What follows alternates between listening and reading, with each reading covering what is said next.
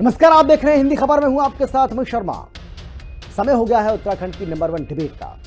हरिद्वार नगर निगम जमीन घोटाले के बाद अब देहरादून नगर निगम में करोड़ों रुपए के वेतन फर्जीवाड़े घोटाले पर सियासत तेज हो गई है। नगर निगम में स्वच्छता समितियों के नाम पर वेतन के जरिए करोड़ों रुपए का चूना लगाने का यह मामला जनवरी 2024 में सामने आया था, लेकिन जांच में घोटाले की पुष्टि के बावजूद मुकदमा दर्ज नहीं किया गया था। अब इस मामले पर दायर याचिका को लेकर हाईकोर्ट के जवाब तलब करने पर आनन फानन में मुकदमा दर्ज किया गया है। वहीं वेतन फर्जीवाड़ा घोटाले को लेकर कांग्रेस ने सरकार पर निशाना साधा है। आखिर क्या है ये पूरा मामला और किस तरीके से अब बीजेपी और कांग्रेस इस पूरे मामले को लेकर एक बार फिर से आमने सामने आ गए हैं, जरा देखिए और उसके बाद चर्चा की शुरुआत करेंगे। कौन कौन खास मेहमान हमारे साथ मौजूद रहने वाले हैं उनसे भी आपको हम परिचय कराएंगे, लेकिन पहले देखिए ये रिपोर्ट। देहरादून नगर निगम में वेतन घोटाला, कांग्रेस ने सरकार पर हल्ला बोला। स्वच्छता समितियों के नाम पर करोड़ों का फर्जीवाड़ा, मुकदमे में देरी क्यों की, कांग्रेस ने सवाल दागा। देहरादून नगर निगम में सामने आए करोड़ों रुपए के वेतन फर्जीवाड़ा घोटाले पर सियासत गर्मा गई है। घोटाला नगर निगम की मोहल्ला स्वच्छता समितियों में 99 फर्जी कर्मचारियों के नाम पर वेतन उठाए जाने से जुड़ा हुआ है, जो 5 सालों तक लगातार चलता रहा। इस फर्जीवाड़े से सरकार को लगभग 9 करोड़ रुपए का चूना लगाया गया। गौरतलब है कि ये मामला जनवरी 2024 में सामने आया था, जब तत्कालीन डीएम के आदेश पर मुख्य विकास अधिकारी ने जांच शुरू की थी। जांच में पुष्टि हुई कि 2019 से 2023 तक फर्जी नामों से वेतन निकाला गया। दून नगर निगम में 2019 में 100 मोहल्ला स्वच्छता समितियों का गठन, हर समिति में अध्यक्ष, सचिव और कोषाध्यक्ष नामित किए गए। समिति को कर्मचारियों का वेतन वितरित करने की जिम्मेदारी सौंपी गई। जांच में सामने आया कि नवंबर 2023 तक कर्मचारी संख्या 985 थी, दिसंबर में 921 रह गई। फिजिकल वेरिफिकेशन के दौरान 99 कर्मचारी पूरी तरह फर्जी पाए गए। वेतन की औसत राशि 15,000 प्रति कर्मचारी हर महीने के हिसाब से भुगतान हो रहा था। हर माह 14.85 लाख और 5 सालों में लगभग 8.91 करोड़ का फर्जी भुगतान हुआ। फर्जी कर्मचारियों की पुष्टि समिति द्वारा सत्यापित सूची के आधार पर हुई। सत्यापित सूची पर अध्यक्ष, सचिव, कोषाध्यक्ष के हस्ताक्षर मौजूद थे, जिनकी मिलीभगत से हुआ वेतन भुगतान। जांच में घोटाले की पुष्टि के बावजूद राजनीतिक दबाव और प्रशासनिक उदासीनता के चलते कोई कानूनी कार्रवाई नहीं हुई। इस मामले पर अधिवक्ता विकेश नेगी ने हाईकोर्ट में जनहित याचिका दायर की, जिस पर हाईकोर्ट ने 23 मई 2025 को राज्य सरकार से जवाब मांगा। हाईकोर्ट के जवाब तलब करने पर आनन फानन में नगर निगम हरकत में आया और शहरी कोतवाली में मुकदमा दर्ज कराया गया। नगर निगम के उप नगर आयुक्त की तहरीर पर दर्ज एफआईआर में स्वच्छता समितियों के अध्यक्ष, सचिव और कोषाध्यक्ष की भूमिका की जांच की जाएगी कि पैसा कैसे गया, क्या गया। कई लोगों का तो ऐसा था कि नाम, मान लो हमारा नाम उसमें डाला हुआ है और पैसा काम करवा रहे किसी और से, मान लो हमारे 15,000 रुपये आने हैं, वो उसे 3-4 हज़ार में वो काम करवा रहे थे और वो पैसा बाकी सब गबन हो रहा था और बाकी तो कई लोग मिले। तो इसकी जब जांच इन्होंने कमेटी बनाई, ये 2 साल तक लगातार इसको ऐसे ही घुमाते रहे। अब उसके बाद हमने हाई कोर्ट में ये पीआई फाइल करी स्वच्छता समिति की और 18 मई 2025 में, और कोर्ट ने इसमें लगाई थी 6 जून की, वो इनसे रिपोर्ट मांगी थी, आपने क्या करा जी। और तो 5 तारीख की रात को इन्होंने 9 बजे वो स्वच्छता समिति वाले मामले में मुकदमा लिख दिया। इस घोटाले को लेकर कांग्रेस ने सरकार को आड़े हाथों लिया। कांग्रेस का कहना है कि बीजेपी की ट्रिपल इंजन की सरकार में हर जगह भ्रष्टाचार किया जा रहा है। कांग्रेस ने सवाल दागा है कि भ्रष्टाचार के खिलाफ प्रदेश सरकार इतनी ही सजग है तो इस मामले पर मुकदमा दर्ज करने में इतनी देरी क्यों की गई। वहीं बीजेपी का कहना कि जहां भी भ्रष्टाचार सामने आ रहा है, सरकार उस पर एक्शन ले रही है और दून निगम घोटाले में भी जिसने गड़बड़ी की है उस पर कार्रवाई की जाएगी। देखिए, स्वच्छता समितियों के नाम पर जो घोटाला नगर निगम में हुआ है, वो भारतीय जनता पार्टी के elected board, Bharatiya Janata party के मेयर साहब के नेतृत्व में जो बोर्ड चल रहा था, उसमें इसका खुलासा पहले ही हो गया था। पहले ही पता लग गया था कि इतना बड़ा घोटाला हुआ, उसकी जांच हुई, जांच के बाद जांच रिपोर्ट गई। अब मुकदमा करते करते करते 3 साल लग गए। आप निश्चिंत रहिए, अगर नगर निगम में कोई भी घोटाला हुआ, देहरादून नगर निगम में, महानगर पालिका में अगर घोटाला कोई हुआ है और उसमें जो लोग भी दोषी हैं, सरकार निश्चित रूप से उनके खिलाफ कार्रवाई करेगी। मुख्यमंत्री का ये संकल्प है इस प्रदेश को भ्रष्टाचार मुक्त प्रदेश बनाना है और जो भी भ्रष्टाचारी इस प्रदेश में भ्रष्टाचार करेगा निश्चित रूप से उसके खिलाफ कार्रवाई होगी। दून नगर निगम में 2019 से 2023 तक किए गए इस घोटाले के दौरान बीजेपी के मेयर रहे, बीजेपी का ही निगम बोर्ड में रहा। ऐसे में करोड़ों के इस घोटाले को लेकर तत्कालीन बोर्ड पर भी सवाल खड़े हो रहे हैं। 2 साल तक चुप्पी के बाद कोर्ट में याचिका के बाद अब इस मामले में मुकदमा दर्ज किया गया। अब देखना होगा कि जांच में हरिद्वार नगर निगम की तरह दून नगर निगम में भी भ्रष्टाचार के दोषियों पर सख्त कार्रवाई की जाती है या मामला जनप्रतिनिधियों से जुड़ा होने के कारण इसे और लटकाया जाता है। देहरादून से संवाददाता शुभांगी भट्ट और दीपिका भंडारी के साथ ब्यूरो रिपोर्ट, हिंदी खबर। और चलिए चर्चा करेंगे, लेकिन कौन कौन खास मेहमान हमारे साथ मौजूद हैं। सबसे पहले उनसे आपका हम परिचय कराते हैं। हमारे साथ बीजेपी की ओर से बीजेपी के नेता आरपी रतूड़ी जी हैं, बहुत स्वागत है सर आपका। इसके अलावा हमारे साथ शांति प्रसाद भट्ट जो कि कांग्रेस पार्टी के प्रवक्ता हैं, सर आपका भी स्वागत है। इन सब के अलावा हमारे साथ विकेश नेगी जो कि अधिवक्ता हैं, आरटीआई एक्टिविस्ट हैं, और बड़ी बात यह है कि इन्हीं को इसका पूरा क्रेडिट जाता है। इस मामले का अगर खुलासा हुआ तो विकेश नेगी ने वो मेहनत की और उनकी मेहनत जो है वो रंग लाई और उसी का नतीजा हम सबके सामने है। इसके अलावा हमारे साथ वरिष्ठ पत्रकार रविन्द्रनाथ कौशिक जी हैं। रविन्द्रनाथ जी आपका भी स्वागत है। लेकिन सबसे पहले मैं विकेश जी आप ही के पास आना चाहता हूं और मैं ये आपसे जानना चाहता हूं कि क्या जानकारी आपको मिली थी जिसके बाद आपने ये आरटीआई लगाई, आरटीआई से क्या जानकारी आपको प्राप्त हुई और किस तरीके से मामला थोड़ा सा आगे बढ़ा। हमारे जो तमाम दर्शक हैं थोड़ा सा उनको बताइए कि आखिर ये क्या है पूरा मामला, किस तरीके से मामले में कार्रवाई हुई नहीं हुई, और क्योंकि ये भी आरोप लगे कि मामले को दबाने की कोशिश की गई, लेकिन जब अदालत में मामला पहुंचा तो उसके बाद मजबूरीवश एफआईआर दर्ज करनी पड़ी, मुकदमा दर्ज करना पड़ा। क्या है ये पूरा मामला, थोड़ा बताइए। देखिए, ये मामला ऐसा था, स्वच्छता समिति के उसमें कई लोग, जब हमने सुना था पहले कि इसमें कई लोग फर्जी काम कर रहे हैं जी, तो हमने जब आरटीआई मांगी तो उसमें हर वार्ड का आ गया। उसमें ये आया कई लोगों के एड्रेस ही नहीं है, खाली नाम है, ना फादर नेम है, ना कुछ है। फिर जब उसके बाद हमने इसकी आगे कंप्लेंट शुरू करी और जब इसका हिसाब निकाला तो इसमें ये आया कि पर डे 500 रुपए इनको मिलते थे।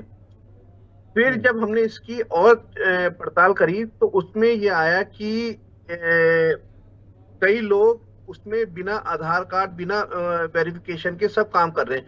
इसके बाद जब हमने इनका ये अकाउंट्स का मांगा तो उसमें पता चला कि ये समिति बनाई हुई है और समिति के अकाउंट में जा रहा है, पर लेकिन जो मेन जो काम कर रहे हैं उनके अकाउंटों में पैसा नहीं जा रहा है, जबकि प्रधानमंत्री द्वारा ये डायरेक्शन दी गई है कि डायरेक्ट अकाउंट में पैसा जाएगा। और उसके बावजूद इनमें ना तो समिति के जो काम कर्मचारी हैं उनके अकाउंटों में पैसा जा रहा, इसके अलावा जिनके अकाउंट्स में पैसा जा रहा वो लोग उसके बदले कोई और काम कर रहा है। मान लो उसमें वहां से 15,000 रुपए मिल रहे हैं तो उसे 5,000 मिल रहे हैं और बाकी पैसा पार्षद के अकाउंट में जा रहा है। ये या अधिकारियों के मिली भगत से ये सारे काम हो रहे हैं। दूसरी चीज, इसमें जो तत्कालीन मेयर थे उनका इन्वॉल्वमेंट था और ये समिति के जितने मेंबर्स थे और ये सब इस मामले में लिप्त थे। तो जब हमने इसकी शिकायत विजिलेंस को करी, उस तत्कालीन डीएम ने इसकी इंक्वायरी करी, उसके बाद हमने इसकी इंक्वायरी कंप्लेन विजिलेंस में करी, विजिलेंस ने इसमें कोई काम नहीं करा, ना तत्कालीन डीएम ने इसमें कोई मुकदमा लिखवाया, जबकि इनकी ही इन्वेस्टिगेशन में यह आया कि 99 लोग हैं। जब 99 लोग हैं तो उनपे भी मुकदमा नहीं हुआ, ना रिकवरी हुई, ना कुछ हुआ। तो उसके बाद हमने हाई कोर्ट का रुख करा। उससे पहले एक बार और हमने मांगा कि इनमें कोई मुकदमा दर्ज हुआ या कुछ हुआ, तो उन्होंने साफ लिख दिया कि इसमें कोई भी सूचना धारित नहीं है जी। उसको लेके फिर हम इस मामले को लेके हाई कोर्ट में पीआईएल फाइल करी। तब जब हमने 18 मई के आसपास जो हमने ये 2025 में पीआईएल फाइल करी थी, उसके बाद 6 जून की तारीख कोर्ट ने निर्धारित करी थी और इनसे जवाब मांगा था। तो आनन फानन में इन्होंने रात 10 लिखा और उसके बाद ये कोर्ट में सबमिट करा, पर लेकिन कोर्ट ने इसका संज्ञान लेते हुए ये कहा कि अब इसकी जो नेक्स्ट डेट है 7 जुलाई है और कोर्ट इसको संज्ञान लेते हुए मॉनिटरिंग कर रहा है। जी ठीक है, विकेश जी मैं लौटूंगा आपके पास, लेकिन आरपी रतूड़ी जी, भाई आपकी पार्टी तो इसके लिए जानी नहीं जाती है। आपकी पार्टी तो करप्शन के खिलाफ जीरो टॉलरेंस की बात करती है, जिसको लेकर लगातार हम चर्चा इसके पहले भी करते रहे। जब जीरो टॉलरेंस की बात आती है तो फिर आप देखिए ना कि ये मामला लगातार आगे बढ़ता चला गया। सालों साल लोग जो है वो फर्जी तरीके से वेतन पाते चले गए और कौन कौन इसमें संलिप्त है वो पता ही नहीं चला। पता भी चला, जांच भी हुई, उसके बाद मामले का खुलासा भी हुआ तो उसको दबाए रखा, फिर जांच को आगे नहीं बढ़ाया गया। तो ये जो तमाम तरह के जो आरोप लग रहे हैं और फिर अब ये कहा जा रहा है कि आनन फानन में मुकदमा दर्ज किया गया। जो काम पहले हो जाना चाहिए था वो तब किया गया जब मामला क्योंकि अदालत तक जा पहुंचा था और अदालत से किसी तरह की फटकार पड़ती या कुछ भी होता उसके पहले मुकदमा दर्ज कर लिया गया। तो क्या यह माना जाए कि इसमें लापरवाही हुई है? देखिए अमित जी, ये भारतीय जनता पार्टी की सरकार है, जीरो टॉलरेंस की सरकार है, ये कभी बर्दाश्त नहीं करेगी। और आपने देखा होगा कि जिस तरह हरिद्वार में माननीय मुख्यमंत्री जी ने कड़ा कदम उठाया कि जो भी घोटालेबाज थे उन सबको 12 अधिकारियों को 12 लोगों को सस्पेंड किया है। और इसमें भी जांच निश्चित तौर पर ये नहीं कि शिकायत हो गई तत्काल बिना जांच करे हुए अगर कोर्ट में भी हम कोई आदमी चला जाता तो वहां मार खा जाता। जांच करके ये पूरी तरह से ये हो जाता कि ये अपराधी हैं। भारतीय जनता पार्टी की सरकार में कोई अपराधी छूटने वाला नहीं है, चाहे वो कितना बड़ा अधिकारी हो या कोई और भी हो, चाहे नेता भी हो, कोई भी होगा वो कतई छूटेगा नहीं। इसमें भी सख्त कार्रवाई होगी और जेल के शिकंजों में जाएंगे।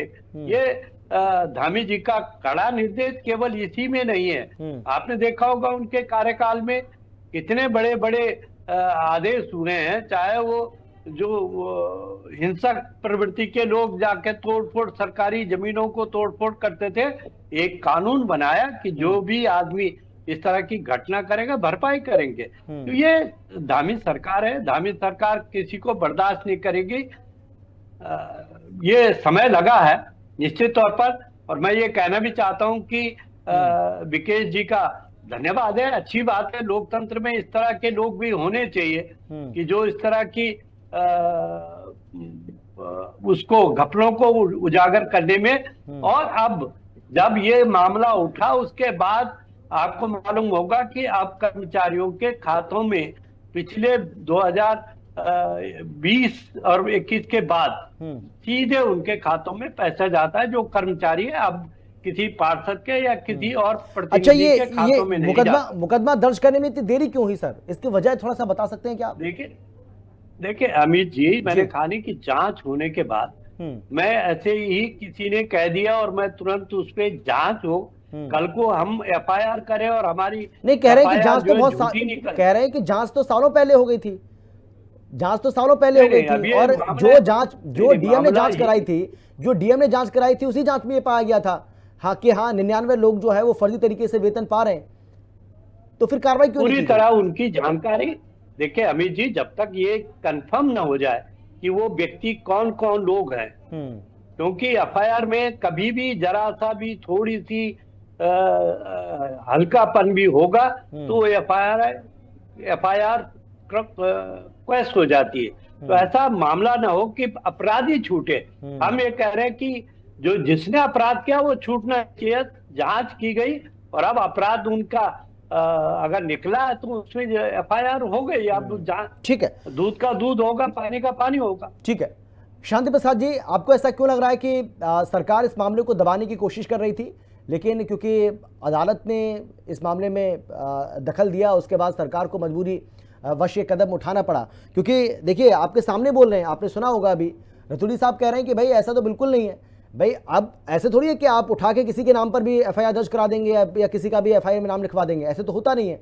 भाई मामले की जांच होती है, पड़ताल होती है, ठीक से जब लगता है कि हाँ यही वो मछली है जिसको पकड़ने की जरूरत है तो उसके बाद ही कार्रवाई की जाती है। तो उसमें थोड़ा सा समय लगा है, लेकिन कार्रवाई तो हुई है ना। ऐसा तो नहीं है कि सरकार ने कार्रवाई नहीं की या सरकार ने मामला दबा दिया।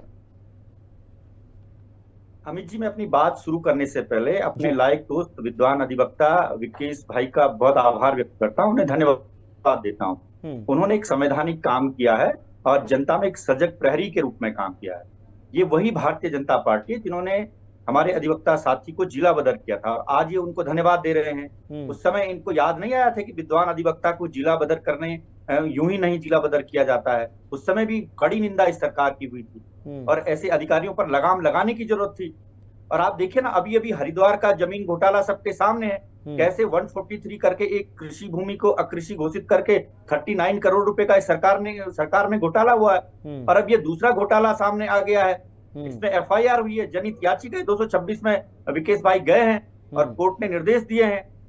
नहीं तो ये सरकार कुछ करने वाली थोड़े थी, इसके कानों में जूं नहीं रेंग रही थी। और ये कहते कि हम जीरो टॉलरेंस की सरकार है। अरे इस सरकार के रहते इनके नेताओं ने, नेत्रियों ने इस पूरे प्रदेश को, जो जिसको हम देवभूमि कहते हैं, जहां 4 धाम यात्रा चल रही है, उस देवभूमि के यौन शोषण के आरोपों से शर्मसार किया है।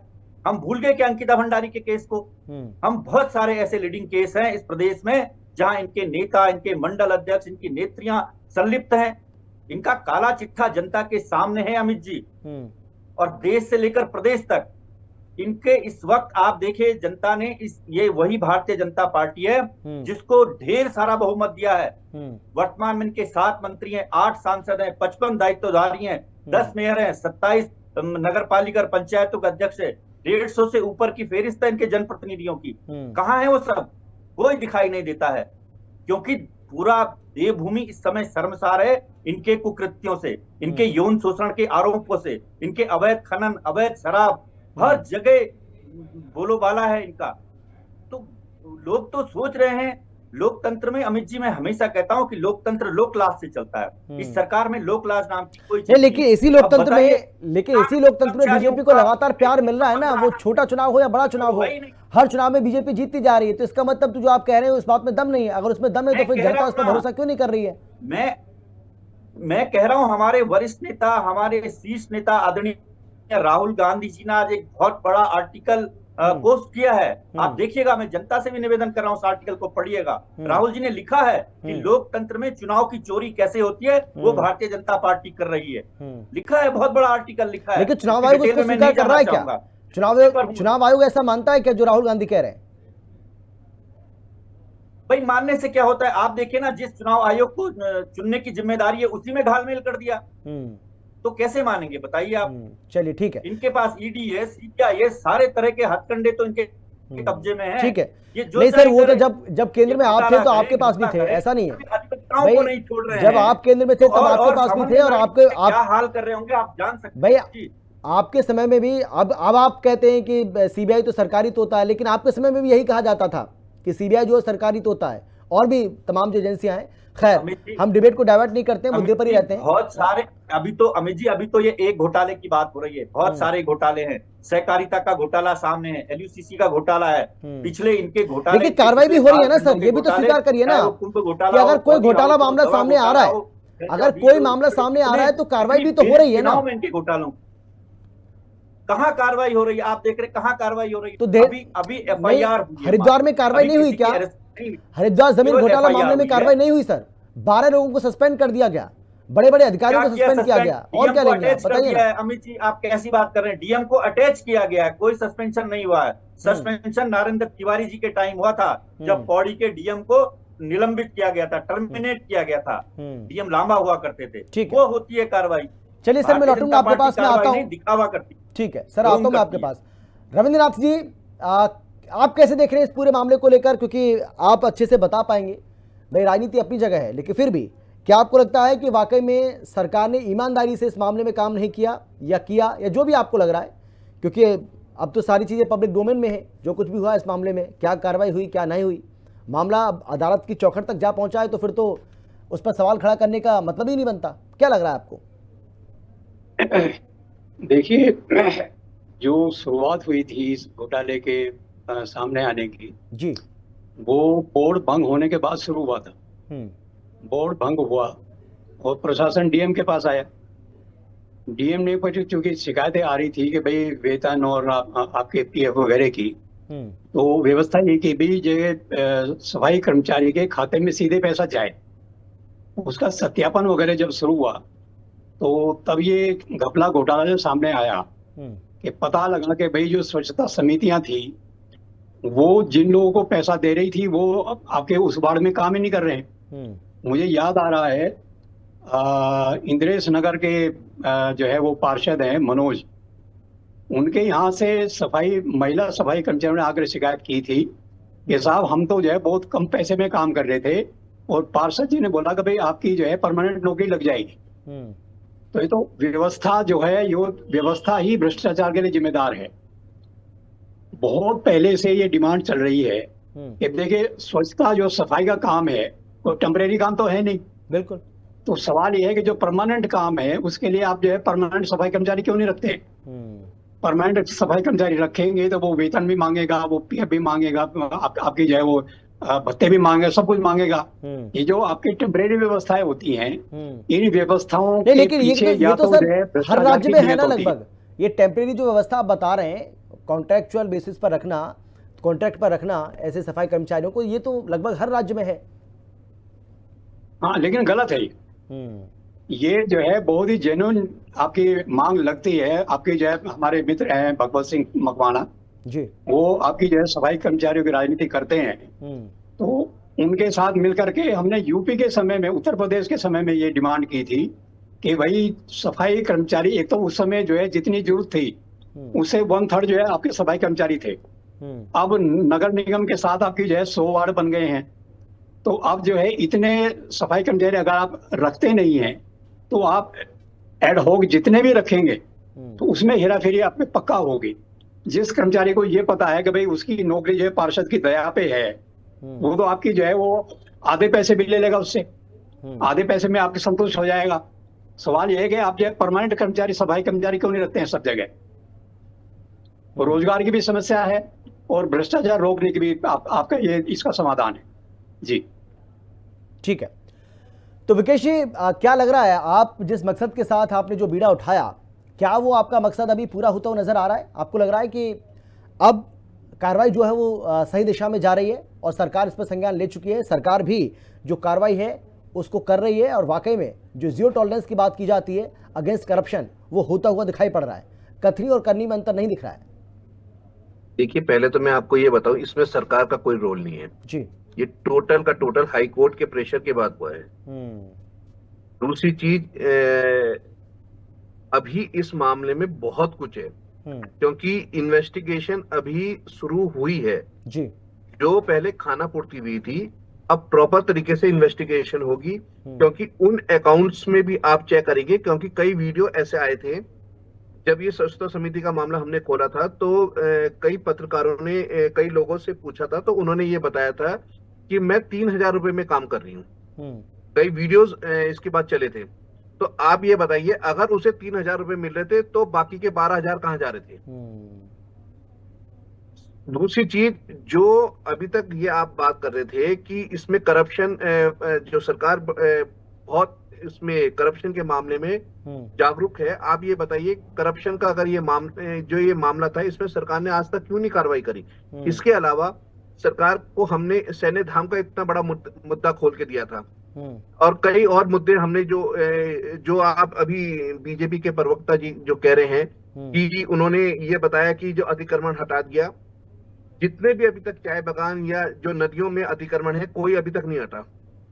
बेसिकली जो ये सब भ्रष्टाचार जो चल रहा है, यहाँ तक कि जो जमीनों की खुर्द-बुर्द हो रही है उस पे जो कार्रवाई की गई है वो सब एक छोटे लेवल पे की गई है।